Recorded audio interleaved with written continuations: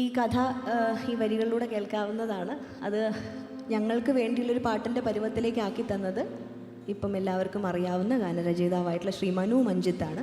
ഉടലാഴം എന്ന് പറഞ്ഞ ചിത്രത്തിന് വേണ്ടിയിട്ട് ശ്രീ മിഥുൻ ജയരാജും ഞാനും കൂടി ചേർന്നാണ് ഈ പാട്ട് ഞങ്ങൾ ചിട്ടപ്പെടുത്തിയത്. എൻ്റെ വരികളൊന്ന് ശ്രദ്ധിക്കേണ്ടതുണ്ട്. നമ്മൾ പൊതുവേ പറയും സ്ത്രീകളെ ഒന്നെങ്കിൽ ദേവതകളാക്കി വെക്കുക, അല്ലെങ്കിൽ ചവിട്ടി താഴെങ്കിൽ അരയ്ക്കുക. ഇതാണ് രണ്ട് എക്സ്ട്രീം മാത്രമേ അറിയുള്ളൂ എന്ന് പറയും എപ്പോഴും. സാധാരണ മനുഷ്യരുടെ മാതിരി മനുഷ്യർക്കുള്ള എല്ലാ കുറവുകളും ഒക്കെ ചേർന്നതാണ് എന്ന് ആ ഒരു പരുവത്തിൽ സ്ത്രീകളെ കാണാൻ നമുക്ക് ഭയങ്കര ബുദ്ധിമുട്ടാണ്. എപ്പോഴും ഭയങ്കര പെർഫെക്റ്റായിട്ട് ഭയങ്കര ബോറിംഗ് ആയിട്ടുള്ള കുറേ ക്യാരക്ടറിസ്റ്റിക്സ് ആയിട്ട് അടക്കം, ഒതുക്കം, ശാലീനത അതൊക്കെ ചേർന്ന് കാണാൻ മാത്രമേ നമുക്ക് ഇഷ്ടമുള്ളൂ.